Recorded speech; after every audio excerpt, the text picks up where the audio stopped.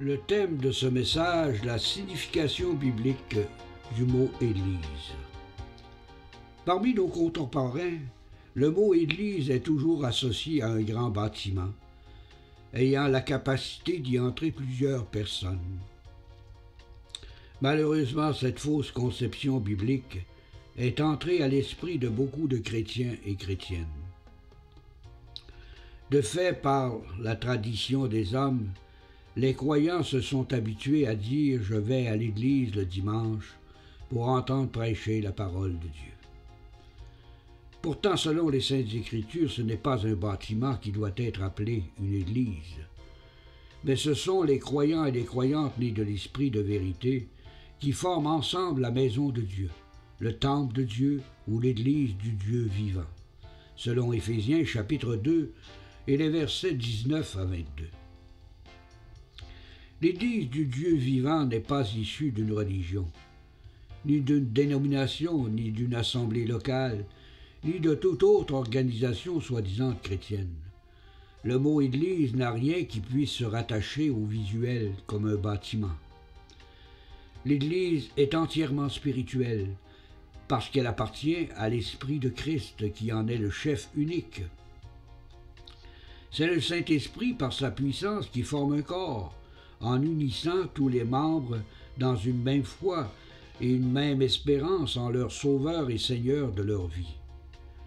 Plusieurs croyants et croyantes nés de l'Esprit devraient comprendre que la parole de Dieu nous enseigne que Dieu n'habite pas dans des temples faits de mains d'hommes, selon les Actes chapitre 17 et verset 24.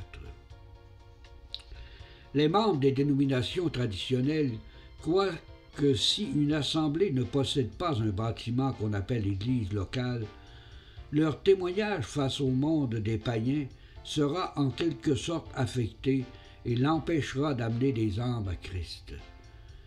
Sachez une chose, que 80% des personnes sauvées confessent qu'elles n'étaient pas dans un bâtiment qu'on appelle l'église lorsque le Saint-Esprit a rendu témoignage à leur esprit qu'elles étaient devenues des enfants de Dieu sous la grâce. Il n'y a rien de plus faux que de penser qu'un bâtiment puisse avoir une puissance d'éveil spirituel, et ce pour amener une âme à Christ. De fait, seul le Saint-Esprit, par la puissance de la parole de Dieu, peut conduire une âme au salut éternel en Jésus-Christ. Si un bâtiment, qu'on appelle aujourd'hui une église locale, avait joué un rôle important pour conduire une âme à Christ, il faudrait admettre un fait inadmissible, car les bâtisses qu'on appelle églises n'ont pas été construites avant le IIIe siècle après Jésus-Christ. C'est pourtant dans cette période de 300 ans que l'Église de Dieu a connu une vitalité et une croissance spirituelle jamais égalées jusqu'à ce jour. Il faut donc en conclure que l'Église de Dieu grandissait plus rapidement lorsque les chrétiens et les chrétiennes n'étaient pas encombrés par leur bâtiment qu'on appelle aujourd'hui l'Église locale. De fait, les efforts des croyants et croyantes de l'Église primitive n'étaient pas concentrés sur l'administration ou la conservation d'un bâtiment, mais plutôt sur l'amour des âmes perdues. Ce que les enfants de Dieu semblent oublier, c'est que l'Église est composée des rachetés de Jésus-Christ et que ce corps est un état d'être pour chaque individu qui est sauvé par la grâce. Ce n'est pas une institution chrétienne traditionnelle, une dénomination ou une assemblée locale, ou le fait d'œuvrer au sein d'une assemblée qui place le croyant en sécurité pour l'éternité devant Dieu notre Père. Mais c'est le fait que Dieu l'a élu avant la fondation du monde, pour qu'il soit devant lui saint et irréprochable, ayant été prédestiné à être son enfant d'adoption par Jésus-Christ, et ce selon le bon plaisir de sa volonté, selon Éphésiens chapitre 1 et les versets 4 et 5. Toute personne qui refuse d'admettre la vérité de ces passages refuse aussi d'admettre l'authenticité du salut par la grâce, qui demeure l'unique choix de Dieu concernant ses élus. Nous devons garder à notre esprit que la parole nous enseigne de nous réunir entre croyants et croyantes pour partager l'adoration de notre Dieu, l'amour fraternel, la vérité des Saintes Écritures, dans une même foi et en nous encourageant mutuellement à persister dans l'espérance de la gloire à venir. Le mot « Église » signifie bibliquement l'appel à la séparation. Cela ne signifie pas que nous devons nous séparer entre chrétiens et chrétiennes nés de l'esprit de vérité. L'amour fraternel est une preuve que nous sommes passés de la mort à la vie en Jésus-Christ, selon la première épître de Jean au chapitre 3 et le verset 14. Il est triste de voir que la tradition des dénominations a créé depuis la Réforme plusieurs déchirements entre croyants et croyantes nés de l'Esprit, en voulant s'attribuer une supériorité, en déclarant qu'elles étaient les seules à marcher dans la vérité. C'est un fait que beaucoup de chrétiens et chrétiennes ont la fâcheuse idée de s'identifier à leur dénomination ou à leur assemblée locale lorsqu'ils rencontrent d'autres croyants et croyantes. De fait, si vous êtes un véritable chrétien et que vous rencontrez un frère ou une sœur en Jésus-Christ d'une autre assemblée que celle que vous fréquentez, soyez persuadés d'une chose qu'il vous posera cette question rapidement. Où allez-vous à l'Église? Et ce, dans le but de coller à votre personne une étiquette de valorisation selon votre appartenance religieuse. Si vous lui dites, par exemple, que vous vous réunissez dans une église maison, vous constaterez rapidement que son visage va changer et qu'il semble être déçu de votre réponse.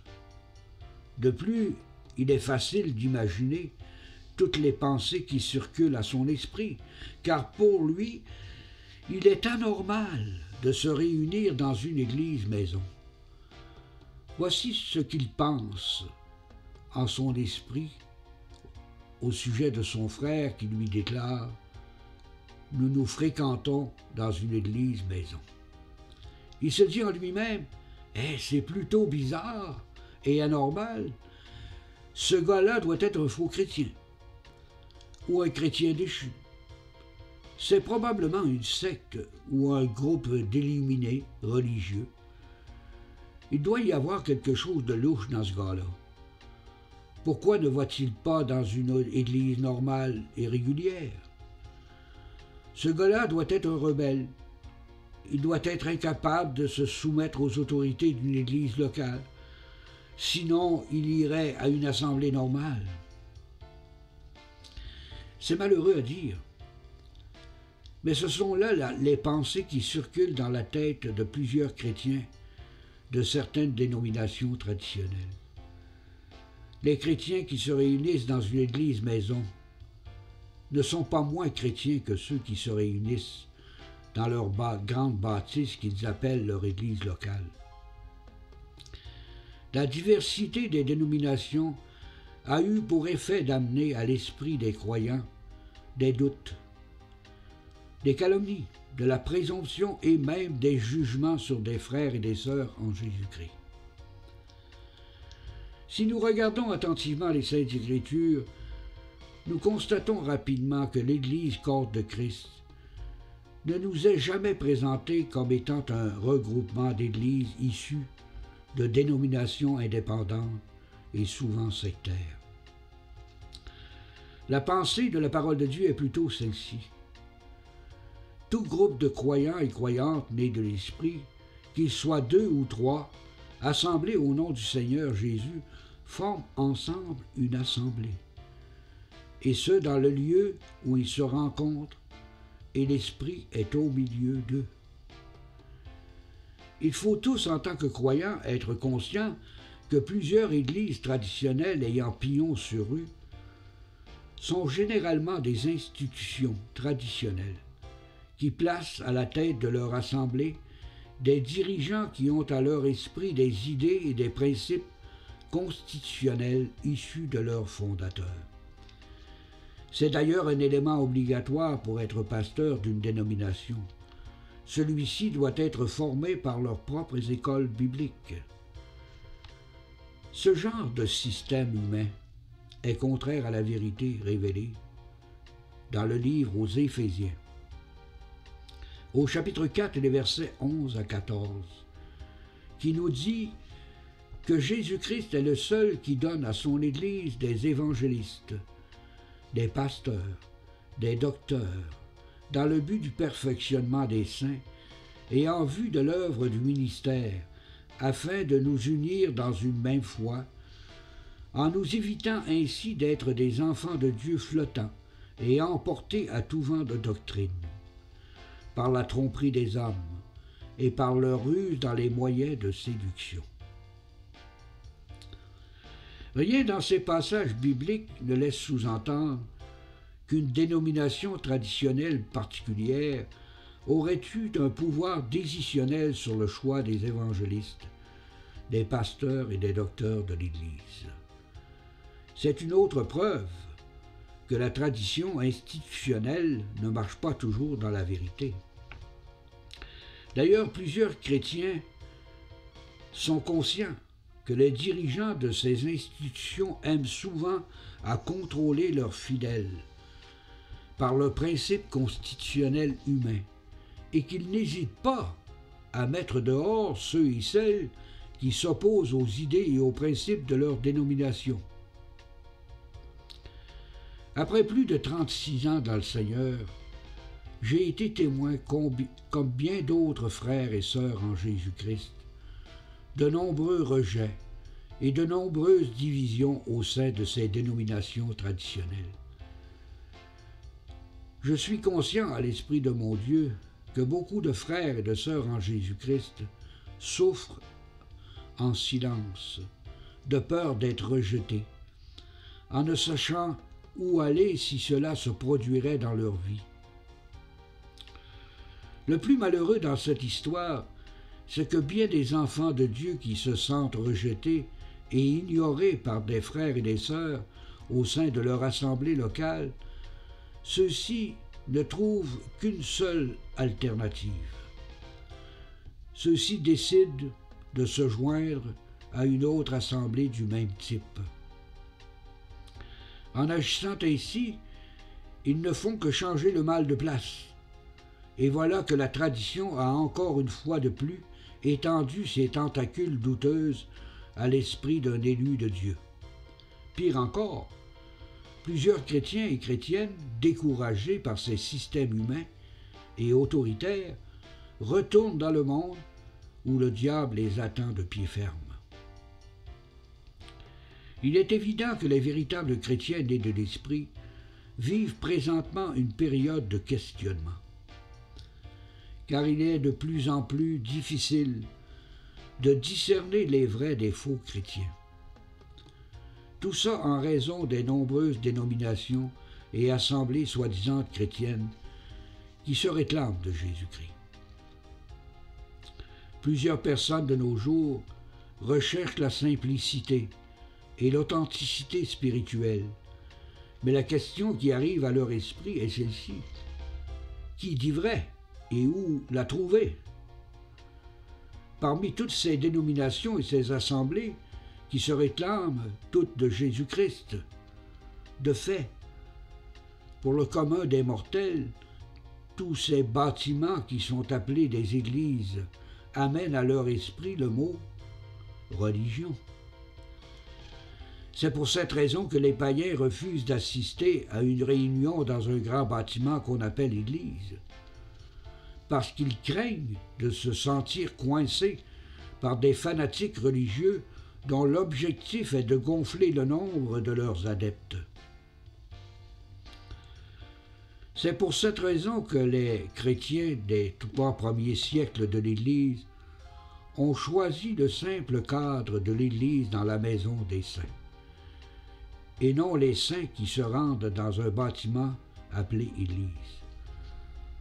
Pourquoi ne pas nous conformer à la vérité biblique, qui nous enseigne que c'est l'Église qui vient dans la maison des saints? Dans les premiers siècles de l'Église, nous ne retrouvons pas de traces de bâtiments spéciaux réservés au culte des chrétiens. On se réunissait dans la maison des saints, spontanément, et en toute simplicité. On chantait, on priait, on mangeait, on faisait le mémorial de la Sainte Seine, et tout ça dans la joie et la paix de l'Esprit. Les plus anciens dans le Seigneur étaient poussés par le Saint-Esprit à adresser des messages d'édification et d'exhortation ou d'enseignement aux brebis que Dieu leur avait échues en partage. Non comme des dominateurs, mais comme des serviteurs de Dieu et de leurs frères et de leurs sœurs en Jésus-Christ.